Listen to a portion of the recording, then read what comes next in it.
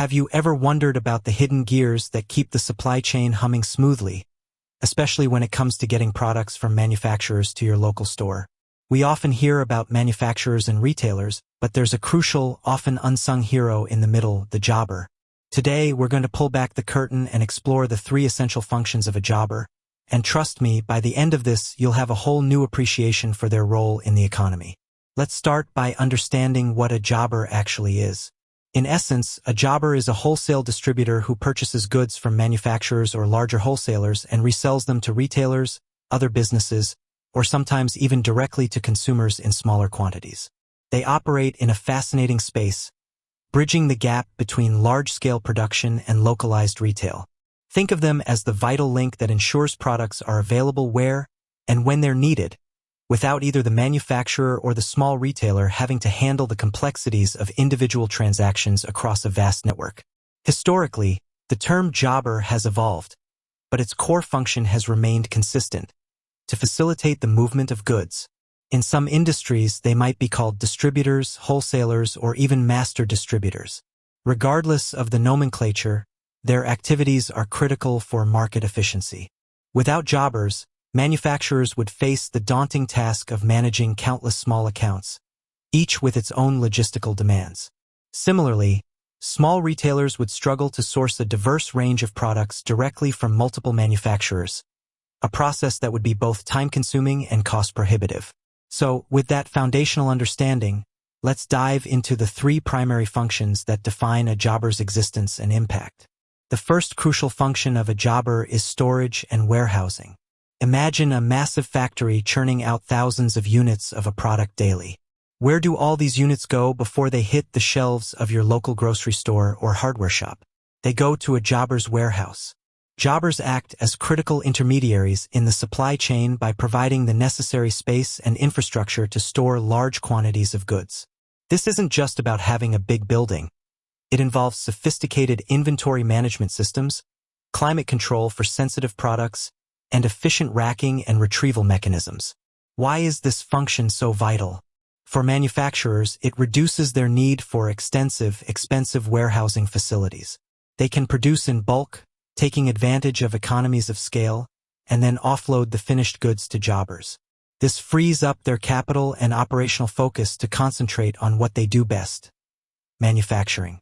For retailers, especially smaller ones, the jobber's warehousing capacity means they don't have to order huge quantities that might overwhelm their own limited storage space. Instead, they can order smaller, more manageable batches, knowing that the jobber has the buffer stock available.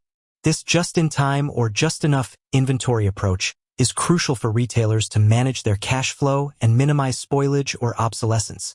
Furthermore, a jobber's warehousing often involves more than just static storage. It can include activities like breaking down bulk shipments into smaller, more manageable units, known as breaking bulk. For instance, a manufacturer might ship a pallet of 1,000 widgets, but a small retail store only needs 50. The jobber receives the pallet, breaks it down, and sends out 50 widgets to individual stores. This repackaging and redistribution service adds tremendous value, making products accessible in quantities that suit various retail needs. Without this function, the logistical nightmare of delivering individual units from a distant factory to every corner store would be unimaginable, leading to significantly higher costs and less efficient distribution. The second core function of a jobber is sales and marketing. While manufacturers might have their own sales teams, jobbers often possess a deeper, more localized understanding of the markets they serve. They have established relationships with numerous retailers in a specific geographic area or industry segment. This local knowledge allows them to effectively market and sell products to their customer base. They understand the specific needs, preferences, and even the creditworthiness of the businesses they serve. Think about it from a manufacturer's perspective.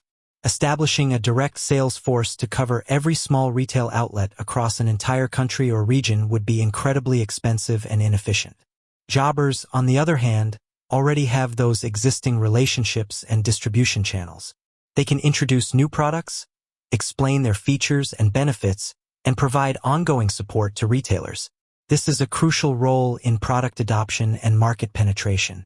They act as an extension of the manufacturer's sales arm, but with the added benefit of local expertise and a consolidated approach to serving multiple brands. Beyond just taking orders, jobbers often engage in proactive sales strategies. They might offer promotional deals, provide merchandising support, or even offer training to retail staff on how to best sell a particular product. They gather valuable market intelligence, providing feedback to manufacturers about product performance, customer demand, and competitive landscapes. This two-way communication is incredibly valuable, helping manufacturers refine their products and strategies.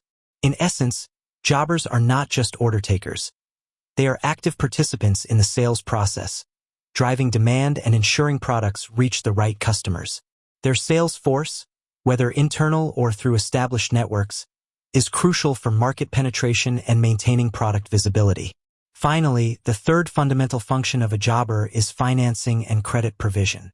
In many supply chains, especially those involving small to medium-sized businesses, access to credit is paramount. Manufacturers often require payment relatively quickly, while retailers might need extended payment terms to manage their cash flow. This is where the jobber steps in to bridge the financial gap. Jobbers typically purchase goods from manufacturers in bulk, often on credit terms themselves, but then they offer credit to their retail customers. This function is a significant risk bearer for the jobber. They assume the credit risk of their retail customers. If a small retailer defaults on payment, it's the jobber who bears that loss, not the manufacturer. This allows manufacturers to operate with greater financial stability, as they are dealing with a smaller number of larger, more financially stable entities, the jobbers, rather than a multitude of smaller, potentially less reliable retail customers. With that said, thanks for watching, and until next time.